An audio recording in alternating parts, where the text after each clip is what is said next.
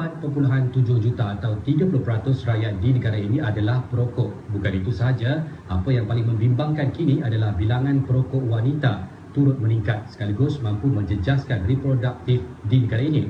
Pensyarah dan pakar perubatan keluarga Universiti Kebangsaan Malaysia Dr. Rashidi Muhammad Fakri Muhammad berkata, sesuatu harus dilakukan bagi mengatasi perkara ini terutama dalam usaha negara mencapai pengurangan 5% perokok menjelang 2045.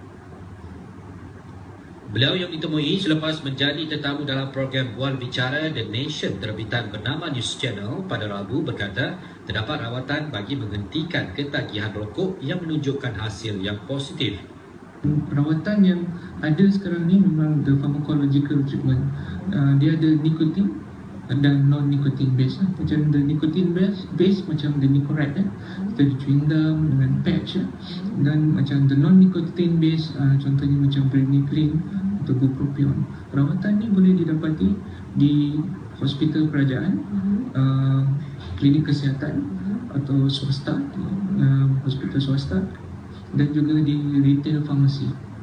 Dan rawatan-rawatan ni memang terbukti dia ada evidence di mana kajian telah dibuat kajian telah dibuat dalam lebih kurang 50,000 pesakit. Beliau berkata walaupun terdapat kisah kejayaan seseorang berhenti merokok tanpa sebarang rawatan namun jumlahnya kecil. Sementara itu Dr. M. Jayakumar. Assalamualaikum. Selamat petang. Kepada hadirin semua, selamat datang untuk menonton webinar memasyarakatkan kesihatan rakyat Siri 1 2026. Jadi bersama dengan saya pada hari ini adalah seorang pakar perubatan keluarga yang bernama Dr. Rashidi Muhammad. Beliau daripada Jabatan Perubatan Keluarga, Fakulti Perubatan UKM. Jadi saya menjemput beliau untuk mungkin ada slide presentation dulu, Doktor. Ya, ada. Okey. Terima kasih banyak. Cik Bu, hari ni baru saya tahu nama ada Cik Bu, nama glamour Cik Bu ni. Yeah. Okey. Assalamualaikum, selamat tengah hari, selamat petang. Terima kasih kepada yang menonton webinar kita di Facebook Fakulti Perubatan. FB Live Fakulti Perubatan. FB Live Fakulti Perubatan. Terima kasih banyak-banyak memandangkan kita tak pasti lagi besok raya ke atau hari Sabtu raya, tapi masih lagi meluangkan masa untuk kita saksikan webinar webinar kesihatan kita. Webinar umum memasyarakatkan kesihatan rakyat. Webinar umum memasyarakatkan kesihatan rakyat. Ya. Yeah. Okey. So kita slide dulu. Bila kita tengok gambar ni, gambar Pak Cik bakar lemang ni terus akan ada macam queue. Queue yang macam ni dah tanda-tanda raya nak dekat, dah nak Syawal dah. Bulan puasa 30 hari, hampir dah sampai ke penghujung. Sekarang kita memulakan bulan Syawal pula. Setelah 30 hari kita berpuasa. Sekarang bila kita tengok macam ni, dah mula rasa seronok lah. Seronok nak beraya.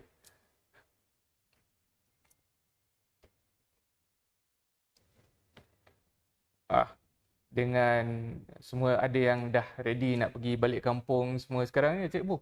Semua ramai dah jalan raya semua dah mula dah. Dah mula jam-jam semua. Betul. Dah. Saya tengok tu ada yang daripada hari Isnin lagi ada yang dah balik dah. So memandangkan raya ni, Syawal ni bakal tiba, ada beberapa perkara yang kita perlu lakukan lah.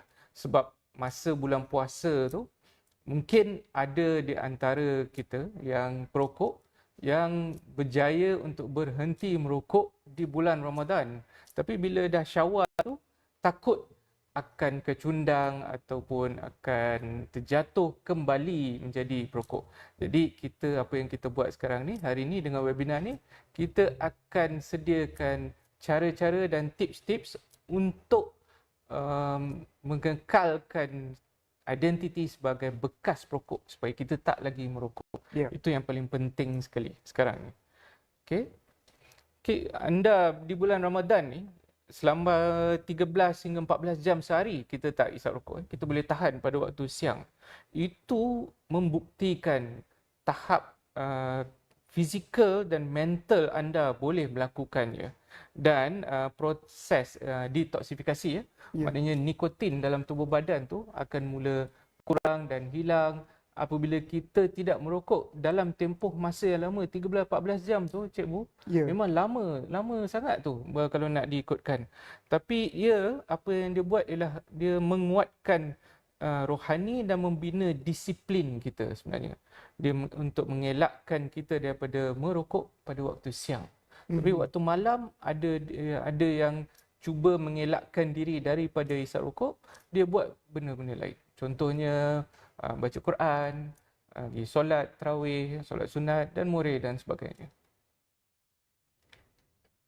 Dan sebenarnya Ramadan adalah satu bukti untuk kemampuan diri kita. Dia dapat memutuskan tabiat, kitaran tabiatnya.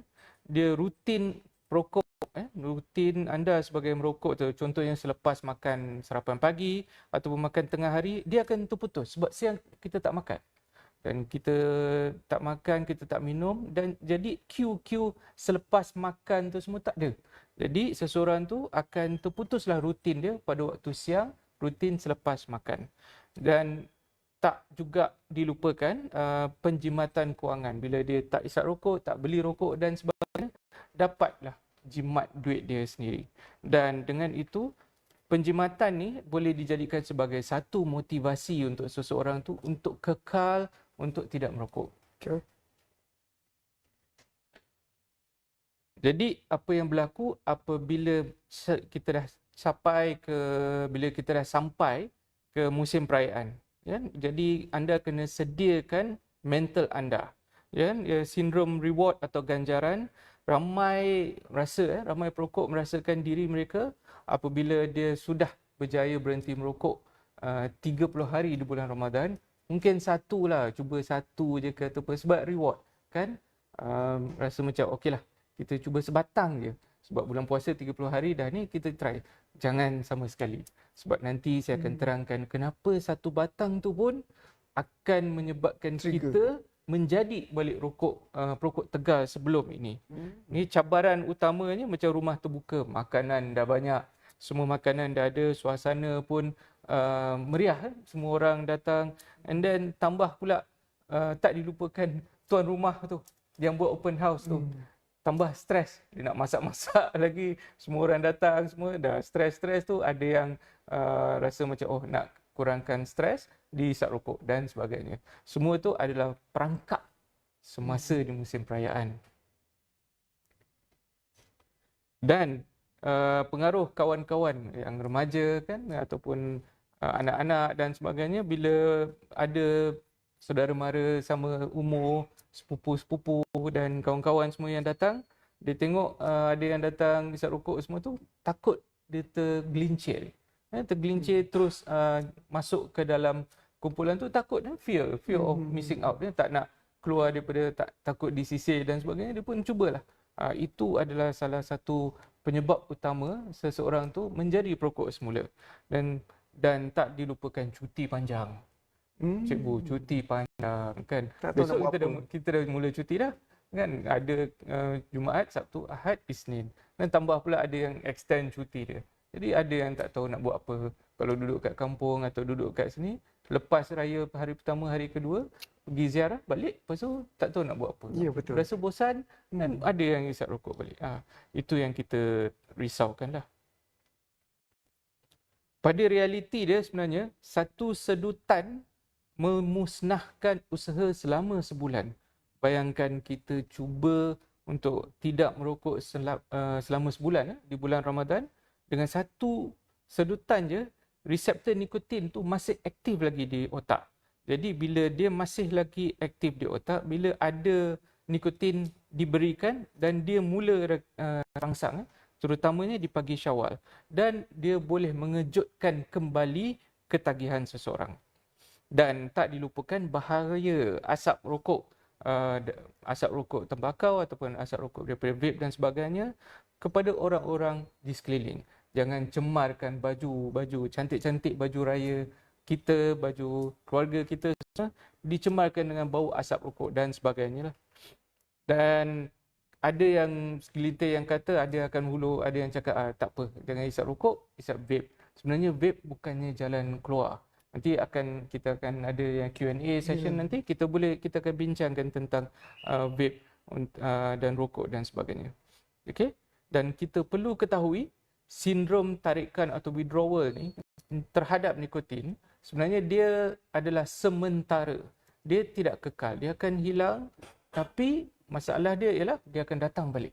Bila dia datang balik dan dia datang balik tu, itu yang menyebabkan seseorang tu rasa macam geram sangat ni.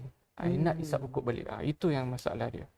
Dan selama sebulan kita berpuasa dan kita tak isap rokok, kesihatan jantung dan paru-paru juga akan bertambah baik. Itu yang paling penting sekali. Ya? Jadi apakah strategi atau tindakan praktikal masa kita nak pergi open house beraya pada Syawal tu nanti? Yang pertama, buat kit pertolongan cemas lah. Ini yang saya panggil kit pertolongan cemas lah. First aid kit lah konon untuk yang berhenti merokok ni. Bawa gula-gula getah tanpa gula. Ya, bila rasa macam ada keinginan nak isap rokok dan sebagainya, kunyah gula-gula getah tanpa gula. Sugar free tu lah. Kalau ada, kalau biasa gosok gigi tu, kalau selalu gosok gigi, tapi masalah dia kalau kerap sangat gosok gigi pun orang fikir juga cakap, alright ke tak alright kan. Tapi itulah. So kerapkan minum air dan sebagainya di masa-masa kita pergi berbuka untuk mengelakkan bau mulut jadi kosong. Alright. Selain daripada itu, amalkan teknik tangguh. Kita delay. Bila kita dah ada keinginan untuk nak isap tu, kita tangguh dulu. Kita fikir benda lain. Kita distract. Kita jangan bagi attention dekat keinginan kita nak isap rokok tu. Dan last sekali, berani untuk sebut tidak. Itu penting. Ini daripada sekarang ni, sebelum Syawal ni, mungkin hari ni last day puasa ataupun mungkin besok last day puasa. Daripada tu, dari hari ni kita dah boleh praktis dah untuk katakan tidak, saya tak isap rokok dan sebagainya. Ya. Dan kita jadikan keluarga sebagai pasukan penyokong. Bagi tahu ahli keluarga. Bagi tahu ahli keluarga yang kita nak berhenti. Suami, isteri, ibu, bapa atau anak-anak tentang niat anda untuk tidak menyentuh rokok di bulan Syawal. Dan sekiranya anda isap rokok dan sebagainya, mungkin ahli keluarga boleh tegur. Cakap, abang, abang kata tak nak isap.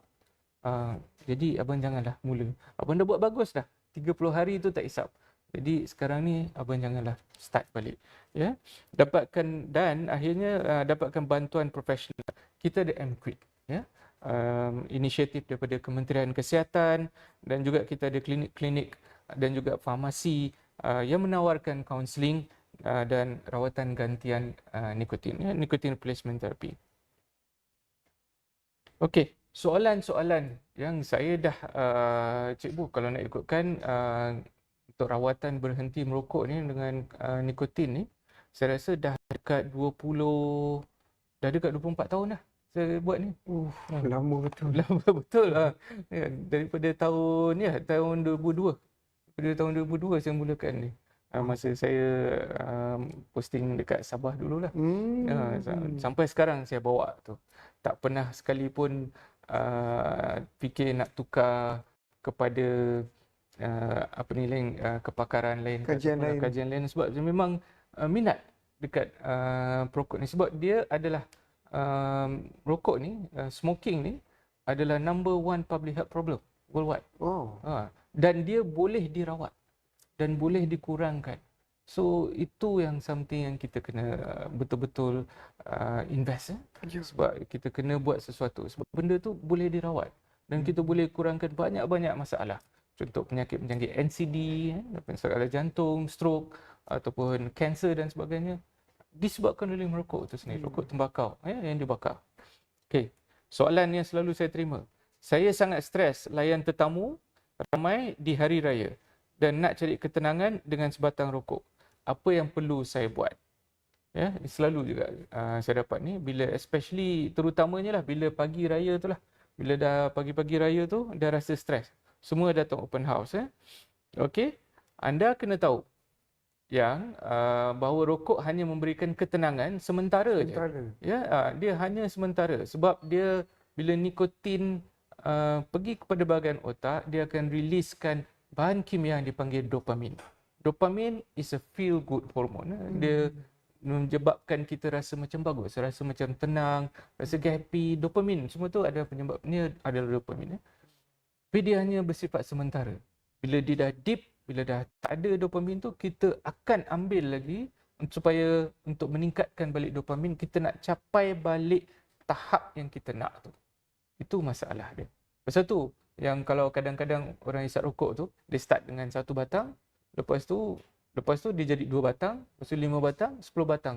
Sebab dia nak capai tahap keinginan yang dia dapat tu, tahap keseronokan, tahap ketenangan yang dia dapat tu dengan sebelum dia, masa dia first time dia cuba tu ya. Lepas tu amalkan teknik-teknik pernafasan, tarik nafas, pegang dada, tarik nafas 4 saat, tahan, lepas tu hembus 4 saat. Teknik bernafas ni berkesan. Memang saya tengok ramai bila ada macam keinginan nak isap rokok tu, bila dia buat teknik bernafas ni, memang betul-betul berkesan. Ya? Dan jauhkan diri sebentar daripada kesesakan. Okay, bila nampak macam serabut sangat, nampak macam ramai sangat orang, rasa macam stres sangat tu, keluar dulu sekejap. Rehat dulu, lepas tu masuk balik. So, dia macam kita keluarkan diri kita daripada situasi yang menyebabkan kita stres. Daripada berbanding dengan kita bakar rokok untuk kita tenangkan, kita keluar, kita buat dengan cara yang betul. Minum air ke, atau cuci muka, cuci tangan dan sebagainya. Ya? Alright. Soalan yang kedua. Boleh tak saya jadi social smoker sahaja, hanya merokok masa jumpa kawan-kawan di kedai mamak lepas raya? Okey, ini pun selalu saya dapat. Kalau tak silap memang terlalu kerap lah saya dapat soalan ni. Okey.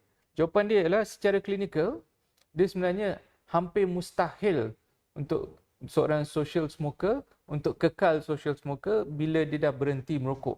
Kalau dia perokok kronik, dah lama isap rokok, lepas tu bila bulan puasa tu dia cakap dia nak jadi social smoker je lah.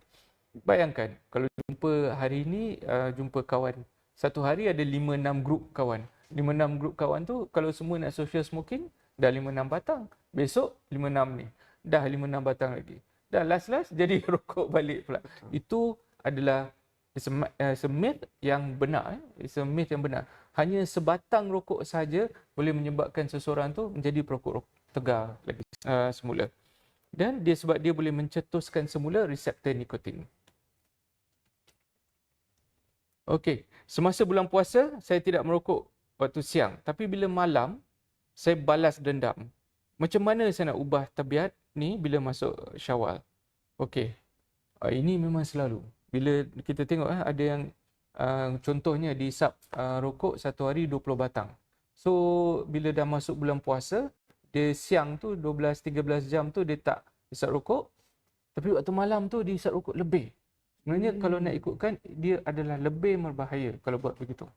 Sebab kandungan nikotin yang terlalu tinggi, yang lebih tinggi daripada biasa, dia hisap rokok lebih kerap, dia boleh memberikan kesan yang sangat teruk kepada tekanan darah dan juga jantung seseorang. Dan risiko dia untuk mendapat, kalau dah ada underlying, macam memang dah ada masalah jantung dan sebagainya, risiko tak dapat serangan jantung tu pun akan jadi lagi tinggi.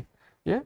So, jawapan dia, kita kurangkan pengambilan kafein ataupun kurangkan keinginan untuk merokok tu. Sebab kadang-kadang apa yang seorang perokok tu buat, dia tak isap rokok, tapi dia ganti dengan kopi. So, biasa dia akan minum banyak kopi. Sebab apa? Kopi dengan nikotin, kafein dengan nikotin adalah dalam kategori stimulan. Dua-dua perangsang. So, mungkin akan dapat kesan yang lebih kurang sama. Tapi kalau nak ikutkan, nikotin yang dihisap dalam asap rokok tu dia lagi cepat. Sebab asap tu terus absorb dan terus pergi kepada otak. Ya? Okay. So, kalau kafein, contohnya kafein daripada kopi, dia perlu digest, digest dan baru pergi ke ni. So, memang selalu sangatlah seseorang tu, apabila dia berhenti merokok, ya, dia kebarangkalian untuk dia macam minum kopi tu akan lebih kerap. Sebab dia nak dapatkan kesan stimulasi tu, nak sentiasa sedar. Sebab bila dia berhenti merokok tu, dia rasa macam letih, lemah, susah nak fokus. Jadi Orang yang tak isap rokok pun bila dia minum kopi dia rasa macam lebih dirangsang. Ya, boleh fokus, boleh buat task dan sebagainya. So itu adalah kesan dia. Dan sibukkan diri dengan aktiviti-aktiviti lain, dan contohnya lah berus gigi lebih awal. Berus gigi lebih awal ni sebenarnya fakta yang betul. Sebab bila kita dah berus gigi kan, kita dah gosok gigi semua, selalunya untuk tidur lah. Sebelum tidur kita gosok gigi. Tapi bila kita dah gosok gigi, lepas tu kita nak isap rokok balik dengan mulut tu berbau, kita rasa macam alah tak seronok lah pula. Sebab pagi besok bila bangun nanti mulut masih berbau lagi. Jadi disebabkan dah gosok gigi, rasa macam malas lah.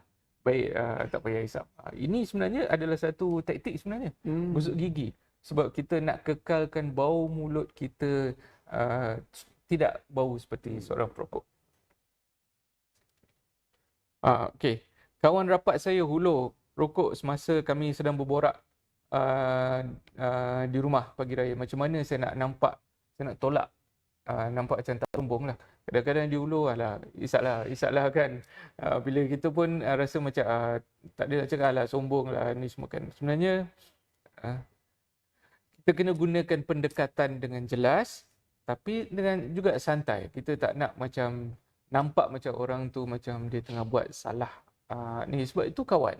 Kita tak nak pula putuskan hubungan kawan. Nanti takut dia terasa kata apa, cakap je. Thanks bro, aku dah try puasa, rokok terus aku berhenti masa bulan Ramadan. Okay, doakan aku lah supaya aku dapat terus berhenti merokok ni. So kalau kawan yang baik, insyaAllah dia akan ikut, dia akan bagi sokongan. Dia akan berhenti juga. Dia pun akan berhenti juga. Ada rezeki dia pun berhenti juga sekali. Yang ni pun satu juga. Saya risau berat badan saya naik mendadak di bulan Syawal. Sebab bila saya berhenti merokok, saya asyik makan. Ini memang betul. Ya, itu kerisauan yang biasa. Memang selalu bila berhenti merokok ni, yang datang klinik berhenti merokok saya bukan masa bulan puasa pun. Yang datang klinik berhenti merokok, kita ikut, kita timbang berat badan, kita measure BMI semua tu, kita tengok kalau berat badan tu akan meningkat juga. Sebab apa? Selera makan bertambah. Ya, selera makan bertambah, deria rasa makan tu pun akan jadi bertambah baik. Bila dia rasa makanan tu rasa sedap semua tu, sebelum ni cakap kenapalah masakan ni rasa payau je, pahit je, tak ada apa-apa. Sekarang bila dia dah berhenti merokok tu, rasa sedap pula makan ni kan, sedap pula rasa rendang ni. Tambah pula bulan Syawal ni kan, semua makan sedap-sedap, macam-macam dish ada. Kalau nak ikutkan ayah saya, kalau dia masak buka puasa lah, bila hari raya, kalau nak ikutkan ada 10 dish. 10 dish makan tu. Memang semua akan rasa lah 10-10. Gigi nak raya rumah doktor ni, doktor? Boleh. Boleh. Saya kena maklumkan kat ayah saya lah apa ni. Ada datang. Okey. Memang nafsu makan akan meningkat sebab diri rasa dan bau anda pulih. Ya. Fokus kepada portion size tu. Ya. Portion size tu, janganlah kita ingat, okey, bulan puasa ni kita dah kurang berat badan, kita boleh maintain lah. Mungkin akan ambil masa lama untuk berat badan kita naik. Sebenarnya tidak. Berat tu boleh naik secara mendadak. Cikgu berapa berat badan? Ada tak penurunan berat badan masa bulan puasa ni? Masa bulan puasa ada turun. Saya turun 6 kg. 6 kg? Ya. Alhamdulillah. Saya pun turun 5 kg. Banyak. 5 kg tu. 5 kg, 6 kg tu. Betapa baiknya, betapa bagusnya bulan puasa ni untuk kita kurangkan berat badan. Kan? Fokus. Jadi kita fokus kepada portion control di rumah. Kalau nampak macam kudapan tu, biskut raya sedap. Saya pun baru je beli hazelnut cookies kat bawah tadi tu. Nampak macam sedap betul kan. Tapi bila makan manis, bila kandungan gula dan karbohidrat tu tinggi, boleh menyebabkan berat badan tu bertambah. Itu yang kita nak elakkan lah. Ya. Jadi kepada yang berjaya berhenti merokok di bulan Ramadan, tahniah diucapkan. Kepada yang belum berjaya lagi, cuba lagi. Anda telah melatih diri anda selama 30 hari di bulan Ramadan. Jangan biarkan satu saat kelemahan di pagi Syawal memusnahkan kejayaan sebulan anda. Okay. Alright. Okay. Itu adalah presentation kita lah. Okey, terima Sebelum kasih. kita mulakan podcast kita hari ini. Okey. Okey. Itu dia tadi slide Dr. Rashidi. Bagi yang baru datang, Dr. Rashidi Muhammad adalah pakar perubatan keluarga, pensyarah perubatan keluarga, Fakulti Perubatan Universiti Malaysia. Saya dimaklumkan selain pada pensyarah, beliau juga muncul di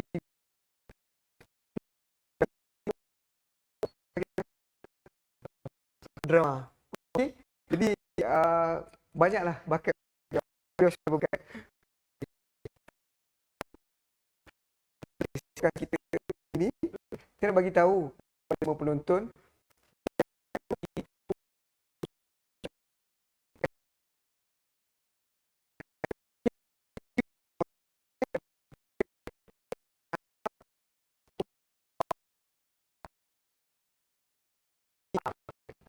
anda Itu sudah bagus. jadi tak? doktor tak boleh lah sebab soalan doktor nampak tak kehebatan lakonan kan? Pun tanya macam mana doktor nak jawab soalan tu kan di depan ni. Okey, jadi ada hadiah tunai akan kita akan transfer hadiah wang tunai di Touching Book doktor. Jadi tempat pertama RM150, tempat kedua RM100, tempat ketiga RM50. Untuk hadiah duit raya kuis kita pada hari ini Dia special sebab dia hari raya. special Dapat hari duit raya. Kalau tengok di belakang saya ni Salam Aidilfitri. Okey, dan kita juga telah tukar format lah, kita update betul. Sebelum ni kita macam ni kan ciri tapi di bawah dan yang berbagi Profesor Rosina Mustafa. Hai Prof. Beliau telah advise kita supaya upgrade lah. Jadi tahniah juga sekali lagi doktor kerana first penceramah yang berani hadir untuk format podcast. Sebelum ni webinar je kan. Jadi kita masih boleh nyuruk. Tapi podcast maknanya kita Soalan dilontarkan. secara live. Yeah. Kita juga kena bagi jawapan pantas secara spontan. Betul. Okey. Pertama saya mungkin esok raya ataupun mungkin lusa. Tapi hari ini kita masih puasa. Macam mana keadaannya kalau orang yang berbuka puasa dengan rokok? Belum minum, belum makan lagi. Dia buka, dia cucuk rokok tu. Aduh. Okey. Tu soalan tu kerap saya dapat. Selalu saya dapat. Dia bukan ni tiap tahun bila Ramadan ada je. Boleh ke saya buka puasa dengan rokok? Sebab motor. Kita jam, sangkut jam kan. Nak balik rumah sampai. Cari makan, cari air, tak ada corona, tak ada makanan, rokok dekat sebelah. Maksud nak batalkan, nak buka puasa, bukan batal puasa. Buka puasa ni rokok. Sebenarnya itu adalah haram. Tak boleh. Kita tak boleh buka puasa dengan bukan rokok. Sebab rokok rokok tu memang mesti dah kata kita tak boleh buka puasa kita. Kita puasa dengan rokok dan dengan baik. Bila kita buka puasa dengan rokok tu sebenarnya tak boleh. Dan kalau ikut saintifiknya, sepanjang hari kita berpuasa, tak ada makan, tak ada minum, tak ada nutrisi dalam tubuh kita. Bila kita kekurangan semua nutrisi itu, bila kita buka puasa, memang kita kena tambahkan nutrisi, hidrasi semua itu yang pertama sekali. Bila kita isap rokok, karbon dioksida daripada asap rokok tu bila bind dengan darah mengeluarkan oksigen dalam tubuh badan, menggunakan oksigen dalam tubuh badan dan menyebabkan seseorang bila dia buka puasa dengan isap rokok akan menyebabkan dia rasa mual, pening dan juga muntah. Kita puasa dengan rasa gembira, rasa macam satisfied.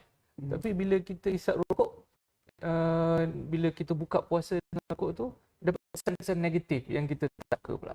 Jadi untuk itu memang tidak Dan haram di sisi agama. haram juga. Okey doktor. Tajuk kita hari ini adalah untuk konsisten berhenti merokok pada bulan Syawal, selepas Syawal. Okey, kita bayangkan kita baca je. Okey, kita bayangkan baca je. Pada je doktor. Kalau dalam Ramadan kita puasa, jadi untuk kita merokok. Tapi itu sebelum kita pergi solat sunat, kita akan sarapan.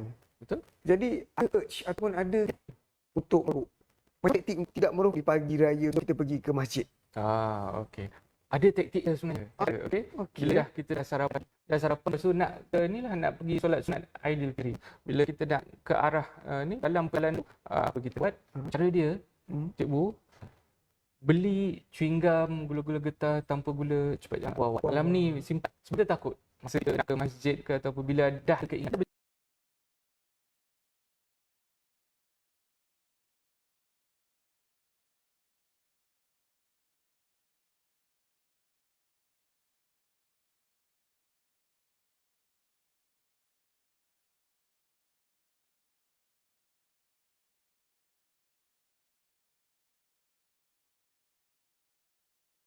seperti ini.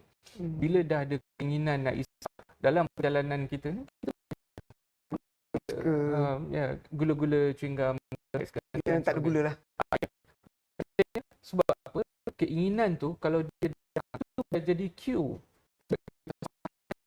kan di sebelum Ramadan lah. Sekarang ni kita dah lepas tu kita takut nanti kita tergigit nak isap rokok di waktu pagi lepas sarapan sebelum tu atau rokok masa perjalanan kita atau madrasah masa kita nak menunaikan solat sunat hari. Okey. Tadi kita nak pergi masjid. Sekarang ni pulang daripada masjid. Ini lagi sebab kadang-kadang kan kita ada kawan-kawan seangkatan ataupun yang lain angkatan. Mereka mengenai kita dan mereka menawarkan apa strategi dia untuk kita memenuhi godaan ni.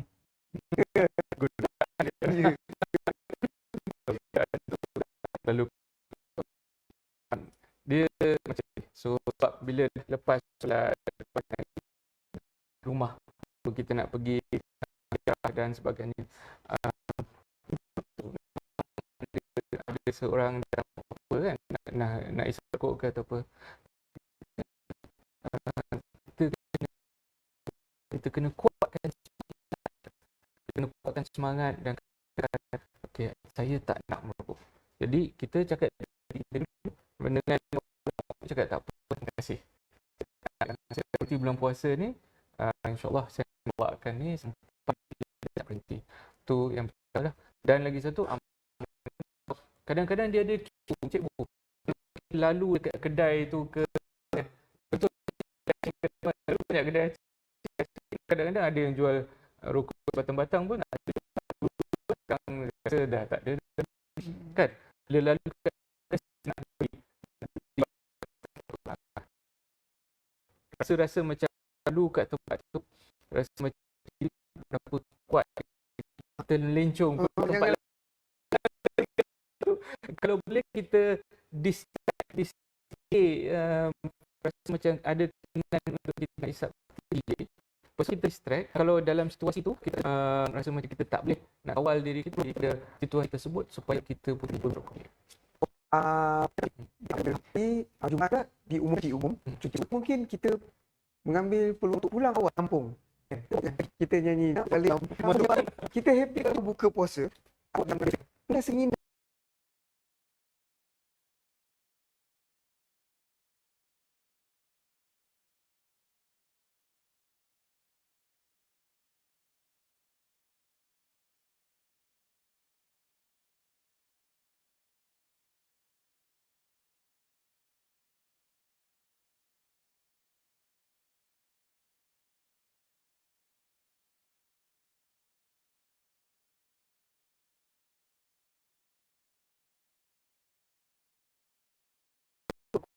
ada tak strategi? Keinginan masa driving sebab satu jam tu jam ada Excited. sampai 12 jam, 13 jam ada. So bila terlalu lama sangat tu, bila ada keinginan tu, itu yang saya cakap kalau ada sebelum ni kalau yang ada kita show untuk community untuk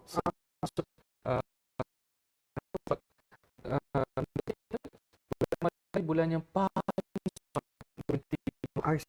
tu 12 memang ideal tu. Jadi bila kita sampaikan NRT ke apa sebenarnya waktu siang bagi awal. So bila dah dia rokok dan sebagainya, dia tengah bawa drive ke, bila ada keinginan tu dia boleh ambil jinggam dan sebagainya, minum air ataupun kalau ada kudapan-kudapan, kalau maksudnya yang bukan manis lah, buah-buahan, kacang dan sebagainya. Distract, cuba pun kita kena fikirkan juga, kita balik ke kampung, keluarga semua ada anak rumah dan sebelah, suami ada kat sebelah, nak isap rokok, bahaya semua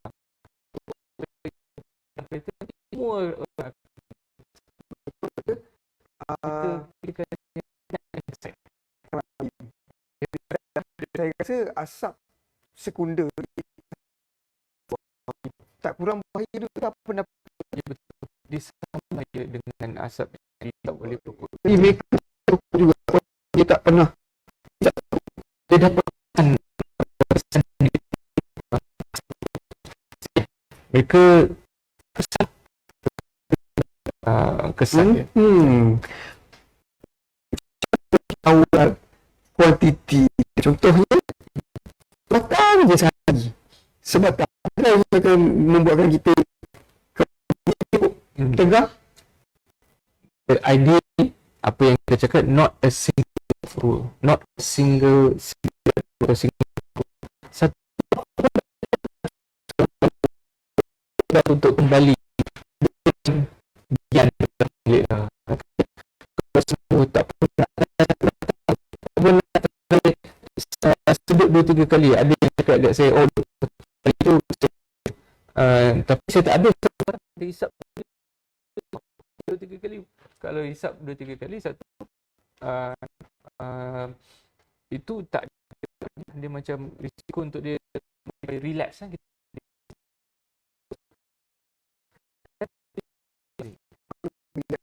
Boleh. Dengan saya bagi kepada audiens kita. Ya. Tuan-tuan dan puan semua, saya ingatkan hari ini ataupun pada kali ini, tuan-tuan dan puan peluang untuk memenangi duit raya. Sekiranya berjaya memenangi kuis pertama ataupun ketiga. Kuis kita akan menggunakan dan kita akan kan e-wallet. Tetapi ada syarat. Apa syarat? Ada syarat dia, doktor. Selain daripada anda menjawab betul,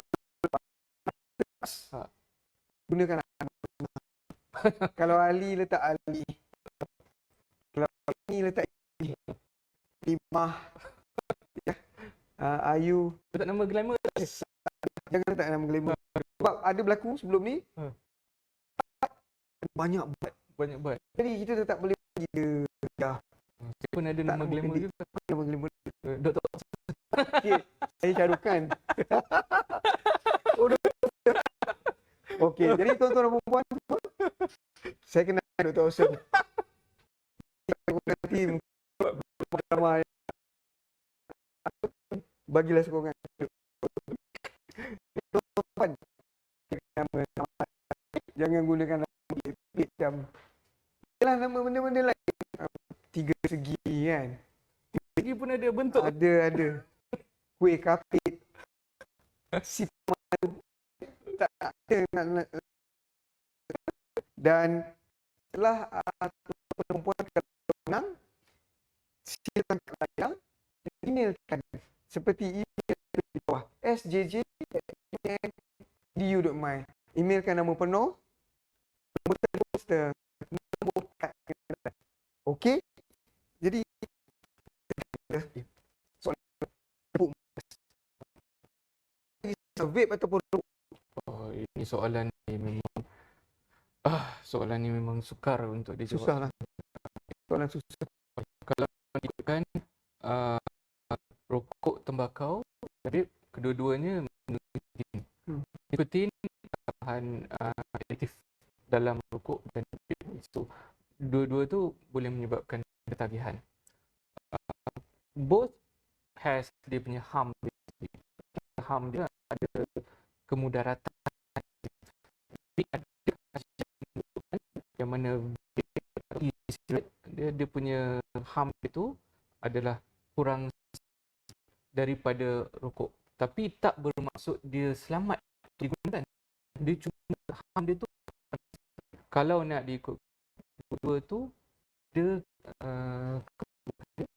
juga vape ni juga ada juga vape boleh digunakan untuk berhenti rokok. Memang ada research adalah publish. Tapi untuk berhenti merokok. Untuk pada saya, sekiranya anda tak pernah hisap rokok, tak pernah vape, jangan mula. Kalau dah terjebak, apa nasihat doktor? Kalau dah terjebak rokok atau vape dan sebagainya, segera dapatkan bantuan untuk berhenti. Okey. Apa penyakit-penyakit popular yang dikaitkan dengan vape tu? Okey, vape ni ada dalam beberapa tahun lepas ada masalah kesihatan yang dipanggil EVALI. E-cigarette and vape associated lung injuries. Okey, dia disebabkan oleh vitamin E acetate. Ya. Yang kes-kes EVALI yang menyebabkan sampai ada yang menyebabkan kematian.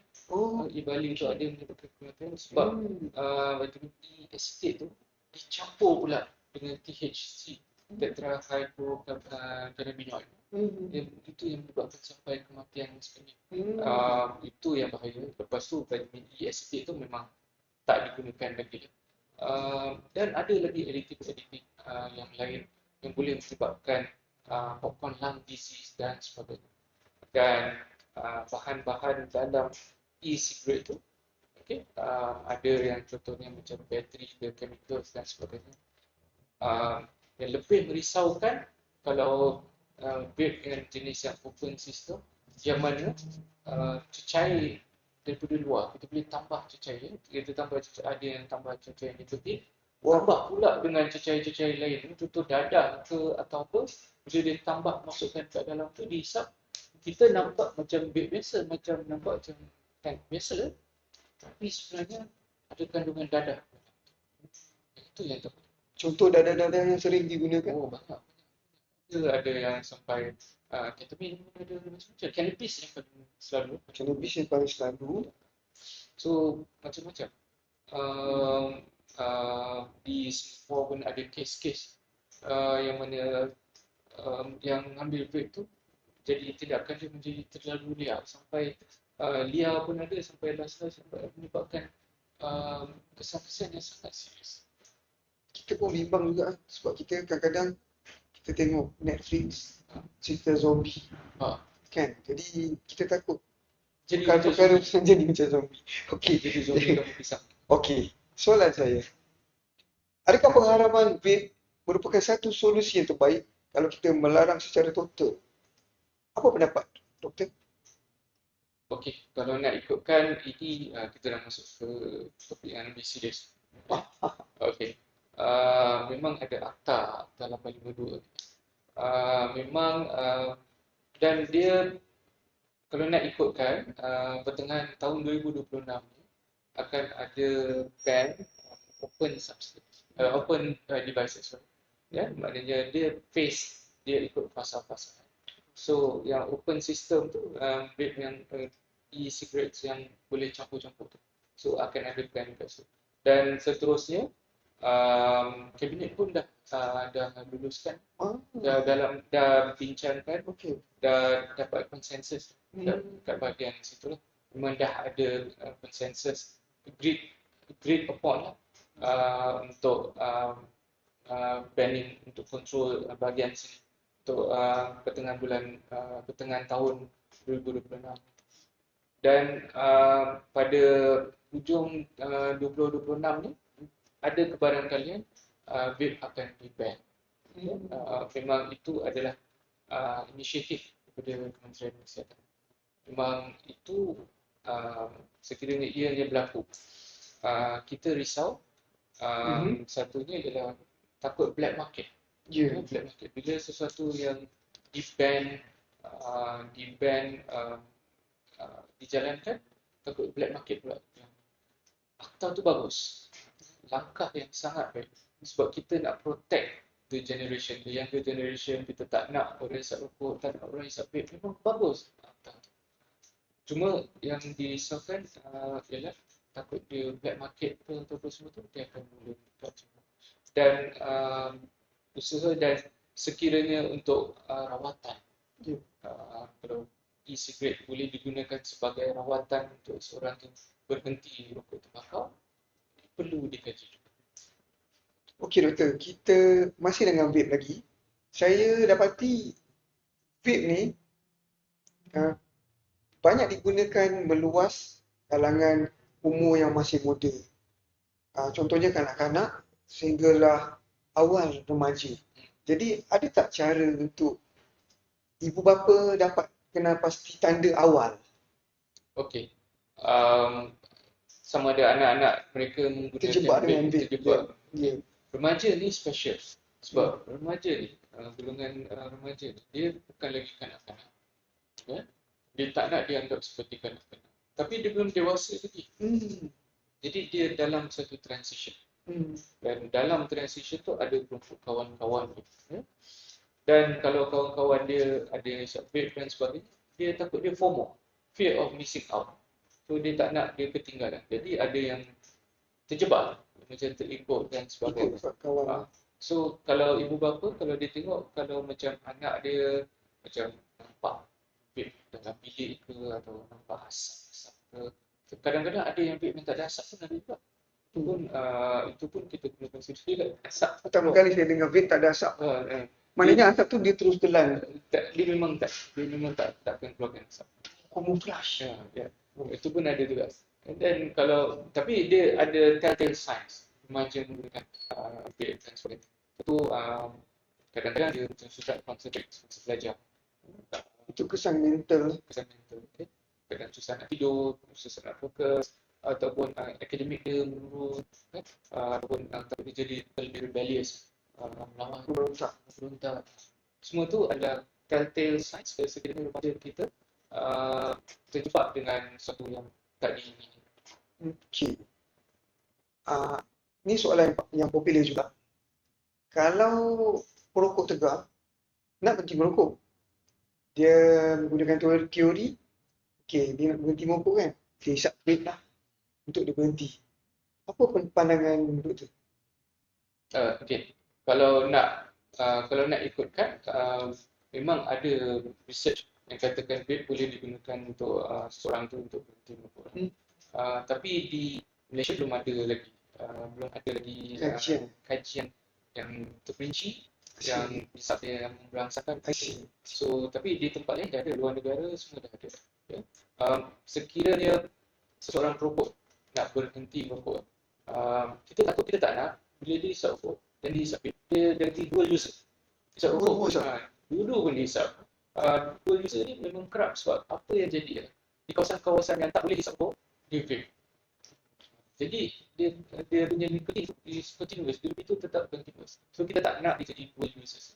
So kalau sekiranya dia hisap rokok tembakau, adalah lebih baik pergi dapatkan rawatan untuk contohnya energi ke ataupun sebagainya yang memang dah diiktiraf, memang ada rawatan. Dan sekiranya vape pun nak katakan rawatan spesifik untuk ketagihan vape tu memang ada. Tapi masih boleh juga, saya ada juga merawat sakit-sakit yang klien saya yang datang berhenti merokok, dia nak berhenti vape, kita gunakan apa yang ada. Memang besar. Okey. Okey. Ni kita cerita pasal tadi doktor ada terangkan mengenai bahan dalam rokok iaitu nikotin dan sebagainya adalah satu bahan-bahan perangsang. Ya. Mana lagi laju diserap oleh tubuh? Adakah vape ataupun rokok konvensional? Kalau nak ikutkan delivery of nikotin, rokok tembakau daripada bila rokok tu dicucuk, dibakar, asap tu bila disedut masuk dalam paru-paru, dia akan terus sampai ke otak. Kalau nak ikutkan, memang rokok tembakau tu delivery dia adalah sangat cepat. Okey, dengar tuan-tuan. Jadi rokok lebih cepat diserap oleh tubuh berbanding dengan vape. Jadi apa yang kita nak terangkan ya betul, mungkin vape tu akan menyebabkan kita consume lebih banyak. Ya. Sebab kadang-kadang kita tengok dalam tu kan jumlah yang boleh dihisap 8,000, 10,000 kan. Ada yang cakap 8,000 banyak lagi. So dia nak hisap. Kalau boleh satu hari dia habiskan ni pun ada juga. Sebenarnya tak. Sebab bila dia ada indikator macam tu, dia memberikan a false sense of belief that benda tu banyak lagi. Jadi bila benda dah banyak kan, kita akan berleluasa, kita akan sentiasa menggunakan dia. Sebenarnya Tak salah. berhenti. Tanpa berhenti. Ada yang sampai tak tidur pun tak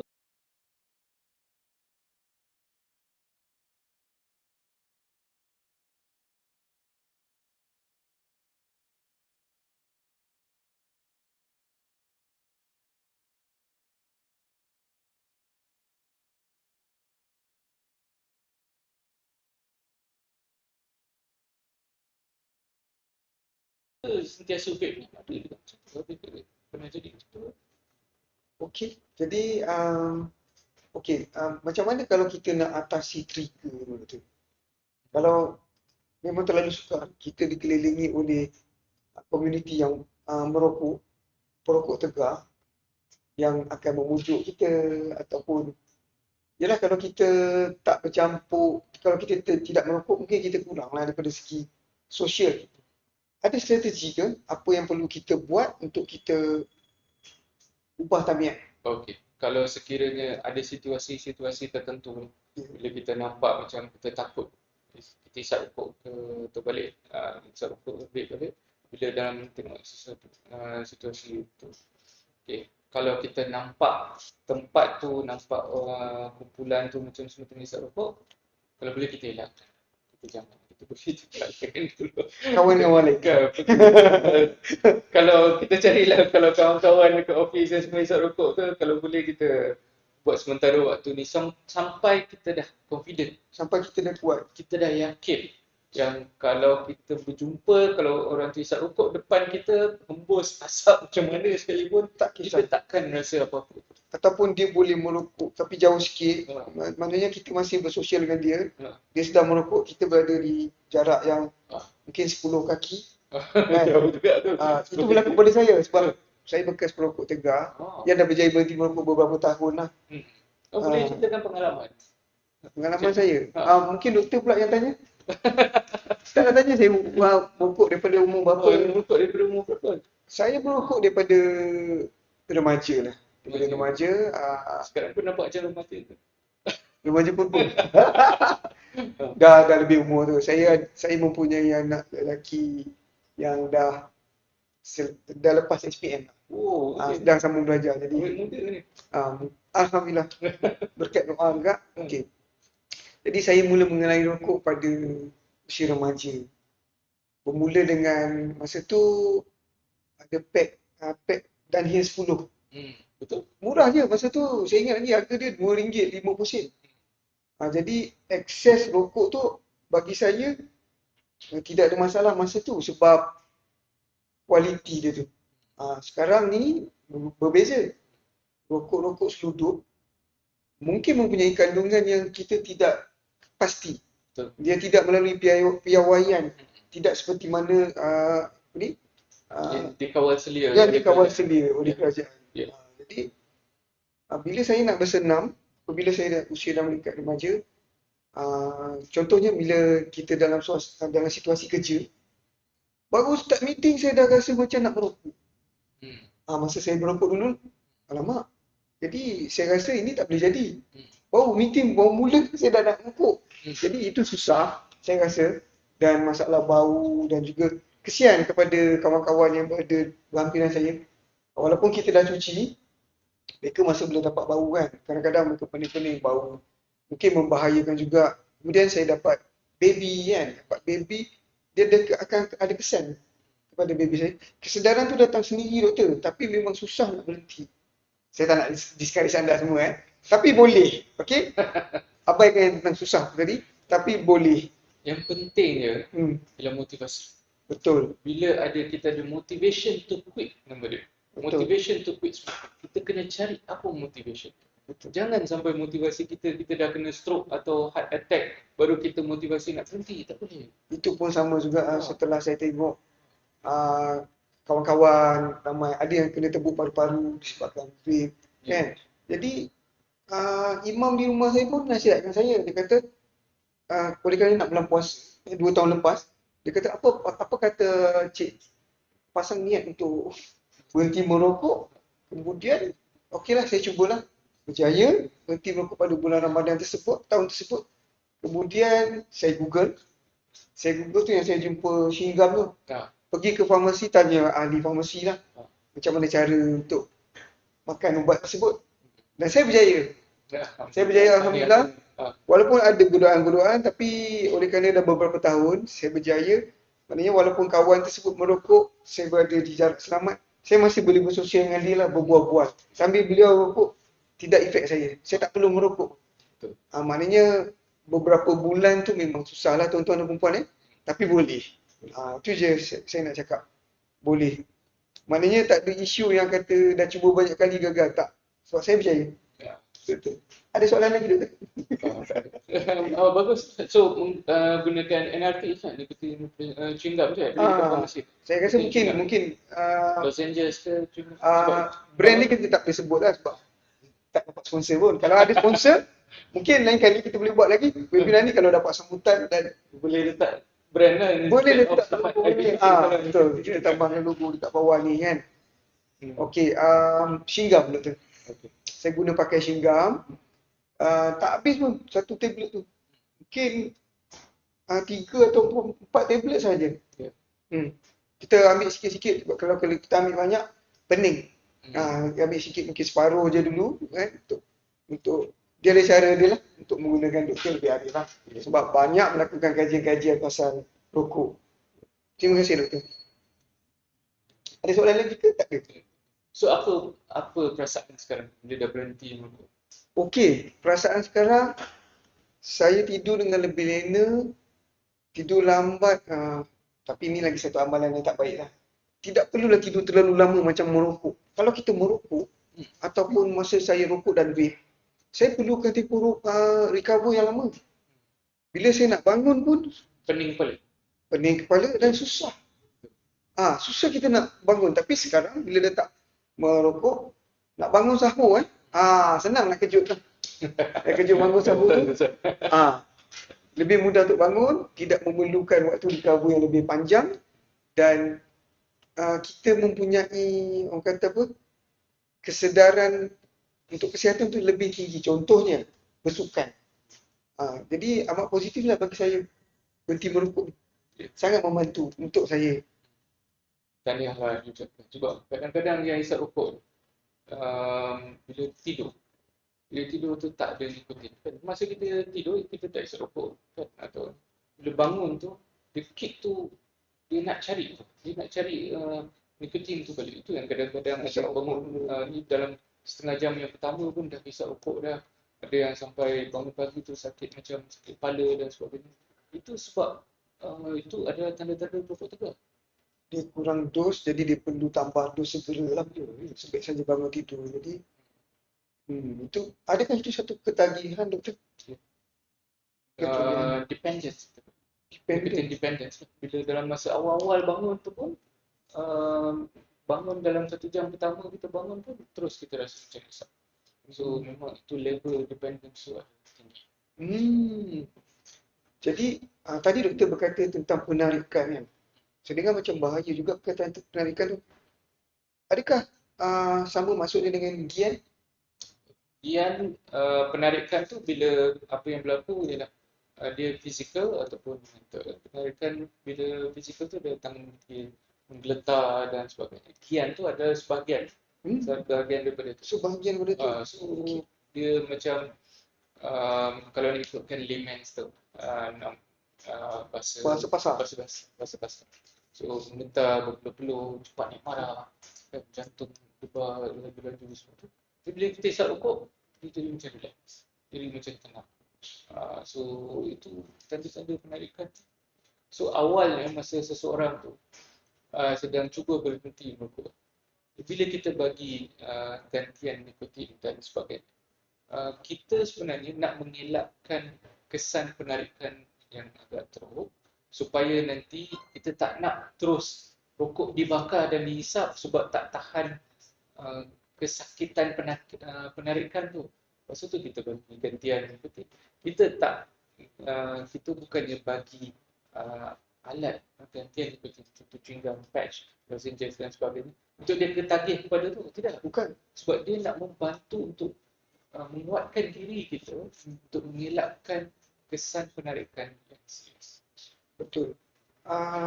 Doktor, saya ada terbaca di internet dan kalau melalui ChatGPT pun ada tulislah kita boleh buat aktiviti lain. Apa contoh-contoh aktiviti lain tu, doktor? Okey, aktiviti lain contohnya lah yang meningkatkan dopamin. Kita nak meningkatkan dopamin. Saya tahu mesti cari aktiviti yang sama dengan merokok yang boleh meningkatkan dopamin. Bersenam. Bersenam dan bersukan tu boleh meningkatkan dopamin. Ya. Selain daripada tu, ada juga aktiviti lain seperti makan. Makan pun boleh meningkatkan dopamin sebenarnya. Yang bila rasa satisfaction, kita ada craving bila kita makan, rasa makan sedap tu boleh meningkatkan dopamin tu. Dan ada juga hubungan kelamin. Hubungan kelamin pun juga boleh meningkatkan dopamin, tapi itu lebih kepada pasangan suami isteri. Yang halal lah. Betul juga tu. Sebab kalau kita rokok tegar, mungkin keinginan kita punya spouse tu kan, dia akan mengganggu juga fizikal dan mental dia. Dia nak cakap dengan kita mungkin dia segan ataupun yelah dia takut kita marah kan. Tapi sebenarnya kalau datang keinginan untuk merokok tu, mungkin kita buat pumping ke doktor kan? Boleh. Kita buat pumping lama kelamaan, walaupun kita mungkin usia tu telah meningkat, kita boleh pumping banyak. Jadi itu dopamin pun kita dapat, sihat pun dapat, dan orang rumah pun pasti tersenyum. Tersenyum lebar. Ya, betul kan.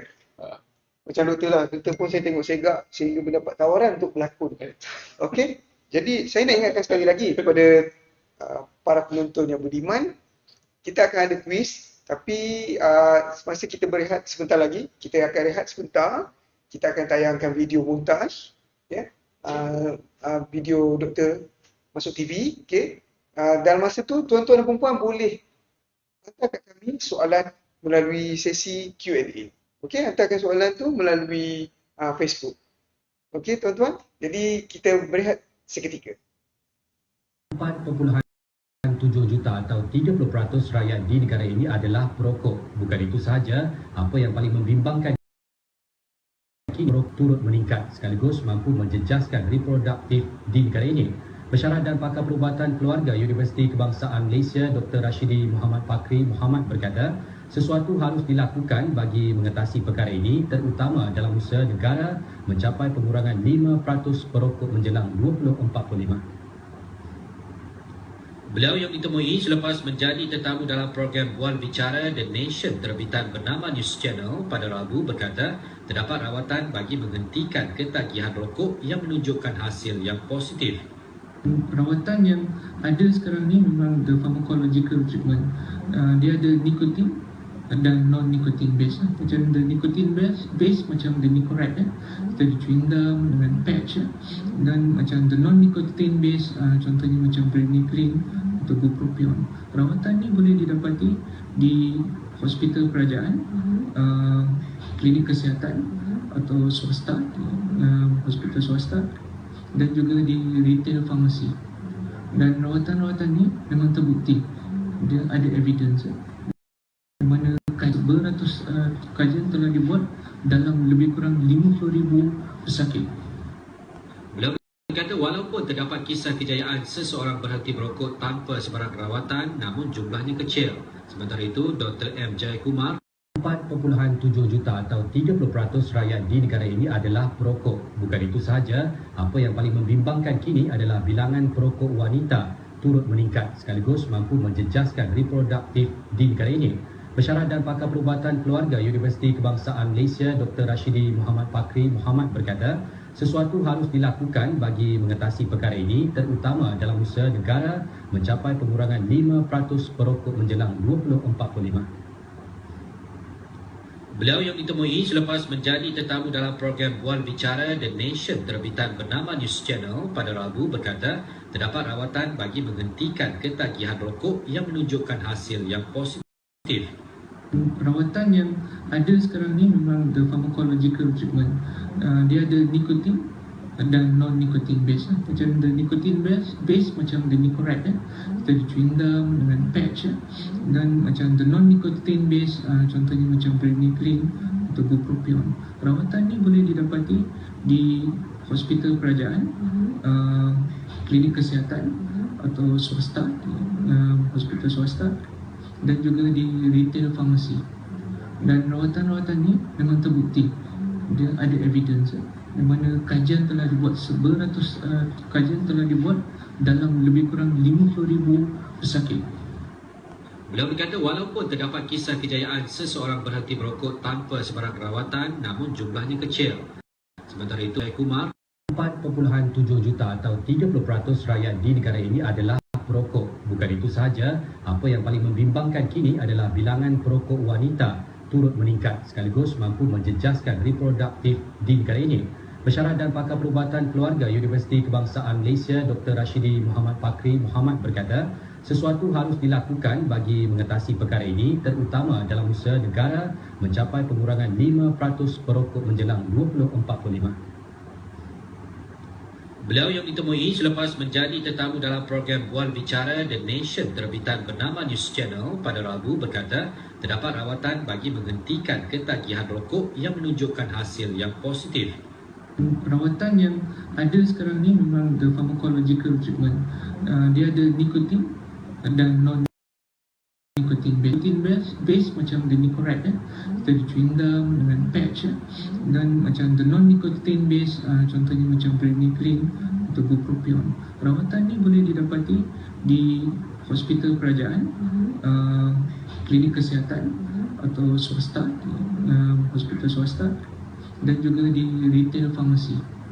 Dan rawatan-rawatan ni memang terbukti dia ada evidence di mana kajian telah dibuat beratus kajian telah dibuat dalam lebih kurang 50,000 pesakit.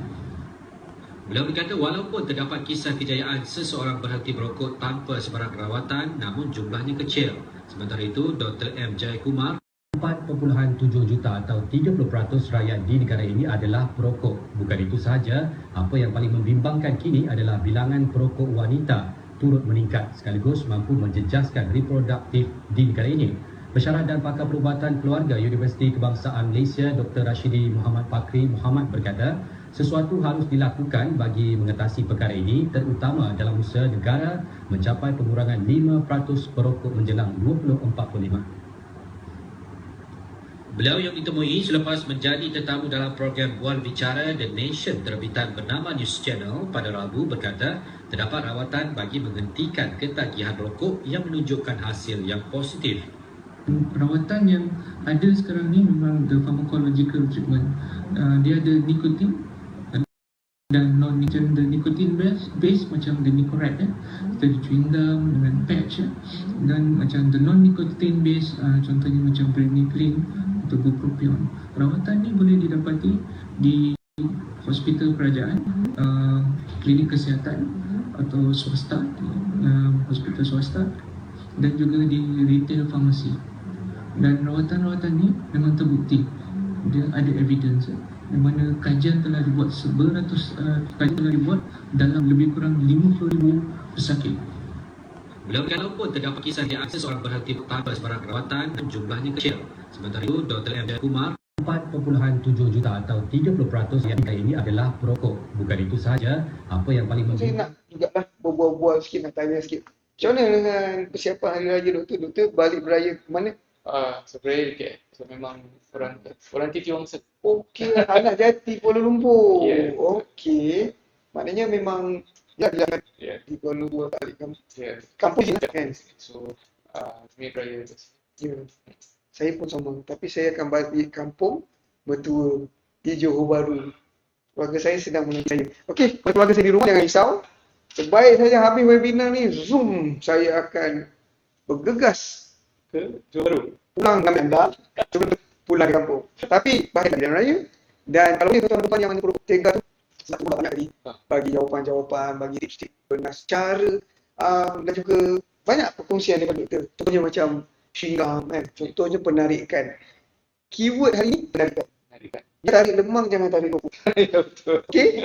Okay, kalau tak ada studio ni, ataupun tuan-tuan dan puan terfikir nak tanya kemudian, boleh emailkan nanti soalan yang tertera di bawah skrin anda. So, yang kat bawah tu. Yang kat bawah tu. Email soalan tu. Ya, email. Email SJJ. Okey, mana email tu?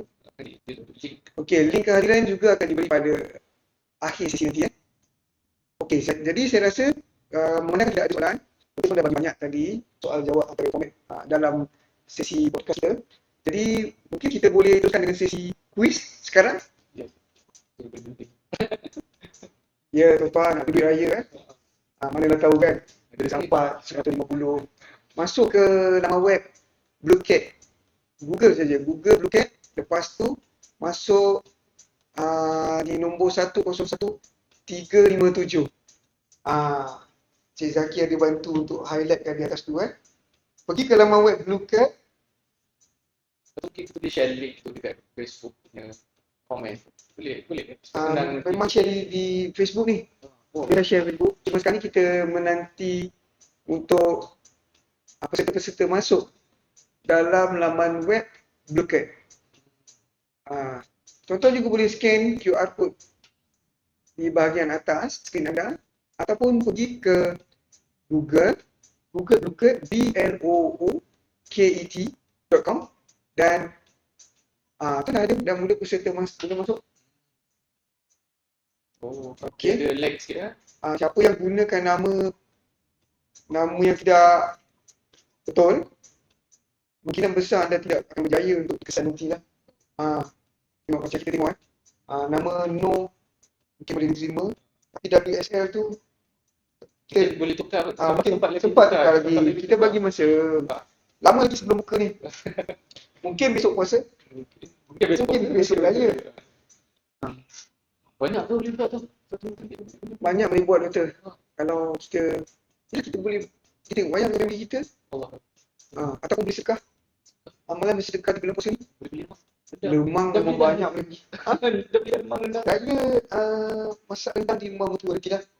Jadi shopping bahan-bahan basah tu di Johor Bahru lah. Betul tak? Galaxy semua. Ni dekat mana ni? Wow, setakat ni kita ada 47 orang kan? Oh, 47. Ini Ramai macam yang berpeluang untuk dapat hadiah hari raya. ini macam betul-betul apa ni? Kita bagi masukan. Kita bagi masa. Kita bagi masa lagi untuk nak ikut ni soalan-soalan ni pun mudah. Ada susah sangat kan? Rasanya bila kita sediakan soalan ni memang dalam podcast kita.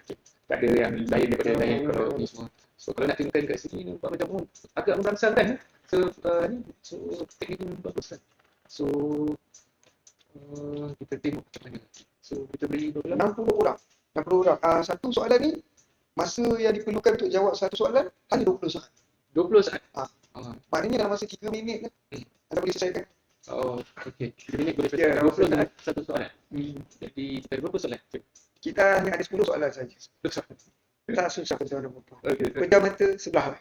Kalau pecah dua-dua belah nanti mungkin ada tertidur. Tapi jangan tidur sambil malu. Okey? Okey. Ni soalan ni kalau ada yang sedang driving ke apa? Sedang drive mungkin kalau dia pakai pakai tempat folder. phone holder tu mungkin boleh lah kan. Sambil ditemani orang rumah. Okey, orang rumah yang boleh tekan ni. Kan? Boleh tekan. Sambil baca soal, tahu ni jawapan dia macam mana kan? Sebab pengalaman saya lah mengendali banyak webinar sejak tahun 2020. Saya rasa ini antara yang banyak lah dapat tips, dapat feedback daripada pakar sendiri yang telah membuat kajian selama 20 tahun. Daripada tahun 2020. Daripada tahun 2002, jadi dah 24 tahun. 24 tahun. Kalau nak ikutkan, awal-awalnya, masa saya join Clinic Printing Robots tu, dia ada program dia panggil tak nak. Pernah dengar tak nak? Pernah dengar. Pernah dengar tak nak kan? Popular. Popular. Cuma masa tu dia punya tak tapi dah evolve banyak, makin mantap, more effective, efficient kalau dia punya treatment modality semakin bagus. Masa mula-mula dulu, saya nak ceritakan pengalaman saya. Masa saya kena berikan briefing untuk robot tentang bahaya robot ya. Cikgu. So bila dalam briefing tu ya, disediakan satu mannequin ni patung. So patung tu paru-parunya kapas. So dia letak di kapas. So dan kita perlu bakar robot, letakkan dekat mulut mannequin tu, lepas tu pump. Bila kita pump tu, asap dia boleh akan masuk ke dalam bahagian kapas tu. Kapas tu akan jadi hitam. Jadi nak tunjukkan paru-paru tu kandungan tar daripada asap rokok tu semua tu, dan inilah kesan dia bila dia dibawa sedap. Contohnya lah. Ini saya rasa masa awal-awal dulu, because masa in early phase, awal semua yang rokok tu semua, masa briefing tu semua akan datang dekat, semua nak tengok. So, saya ingat, bagusnya semua ni nak belajar tentang ni. Tapi sebenarnya asap rokok tu. Okay. Kita dah ada 74 tahun lah. Okay. Bagaimana ibadah malam seperti solat sunat tarawih membantu dalam proses psikologi dan psikologi berhenti rokok?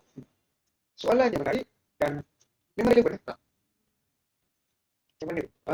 21 jawab betul. 21 jawab betul. Wah, okey, bagus. Jadi kita macam mana cara kalau orang nak dapatkan rawatan berhenti merokok ni? Kalau dah nak jumpa doktor? Kalau nak datang jumpa saya, datang ke klinik Primal UKM di Tasik, klinik berhenti merokok. Okey. Soalan yang kedua. Ada juga keinginan merokok craving datang secara tiba-tiba pada siang hari ketika berpuasa. Dan apakah paling berkesan untuk mengalihkan perhatian? Yang belum kita Kita ulang banyak kali ni.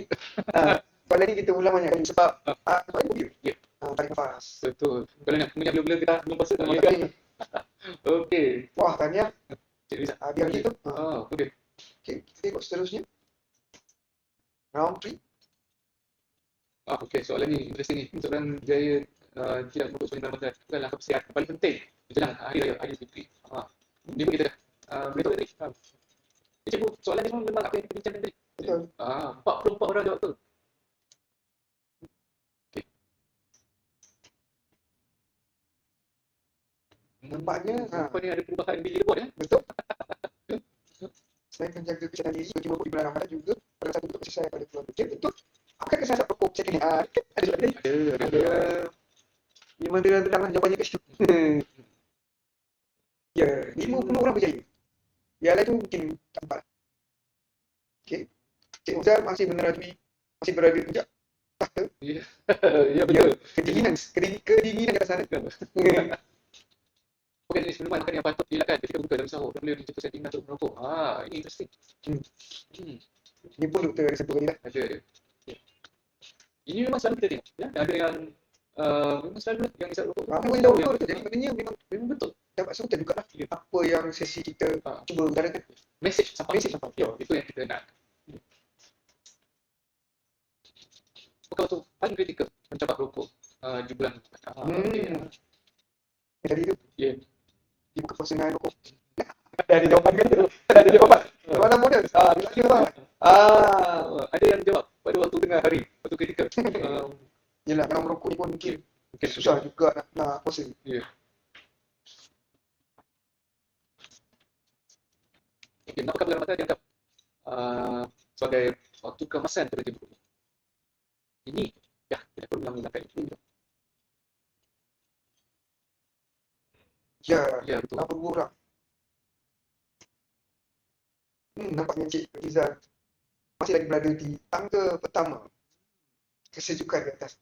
Adakah beliau akan menurut jejak langkah Arsenal? Dia berada di tangga pertama sekarang ni? Aduh, saya tak boleh nak cakap tim saya. Saya Manchester United. Tapi sekurang-kurangnya tim doktor lebih bernasib baik daripada saya, Liverpool. Tapi kalau kita macam dia buat masa ni belum nampak lagi lah logo MU dekat Champions League. Belum lagi nampak. Itu dia. Nampak 36 orang lah.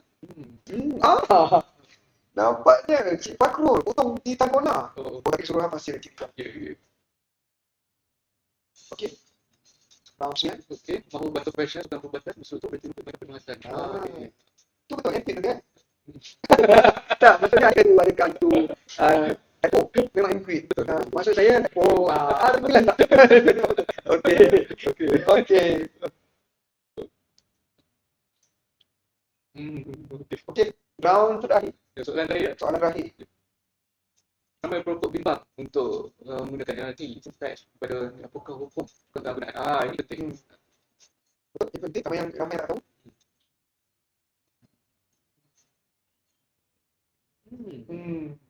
Ada salah Okey, tak apa. Kita tengok siapa yang berjaya. Yang tempat ketiga, Mini. Nombor Tempat 2. kedua, Asra. Pertama, Ya, tahniah kepada pemenang-pemenang kita. Okey, silakan tangkap layar dan hantarkan email ke sjj@ukm.edu.my. Sertakan tadi nama penuh, nombor telefon dan nombor kad pengenalan anda untuk penyerahan secara e-wallet tasyik. Wah, tahniah. Tahniah dapat diraya Cik Rizal RM20, Azmira awak 100 dan Bibi RM50. Tahniah dapat diraya.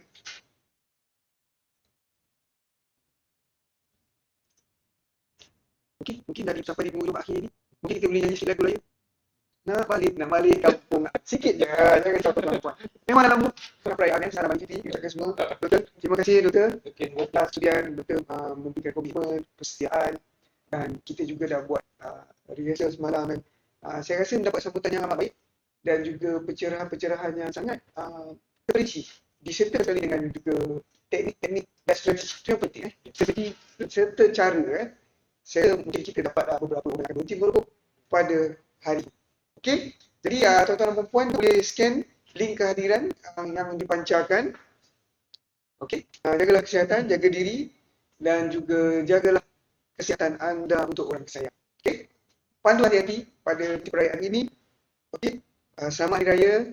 Maaf batin. Selamat Hari Raya kepada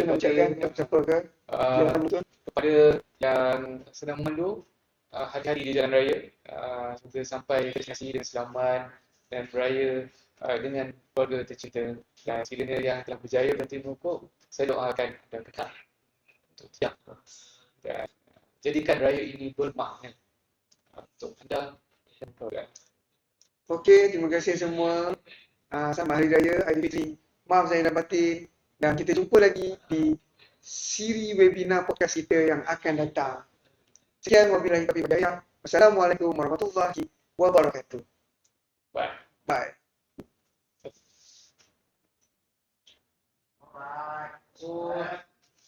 Dah mute dah bro? Alhamdulillah. Terima kasih bro. Kita dah boleh balik dah 2 GB. Yes. Tahniah dah tu. Tahniah. Ramai. Nanti bila ini baru kita tahu total yang tengok.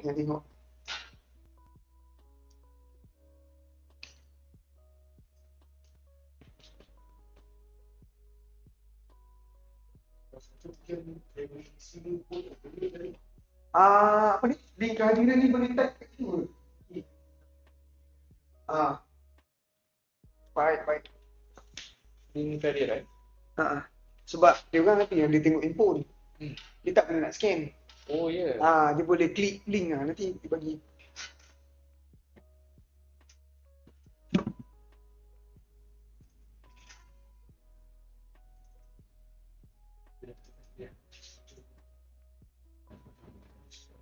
Betul, hari tu Syarah datang ke tak? Kenapa? Nama saya kena naik?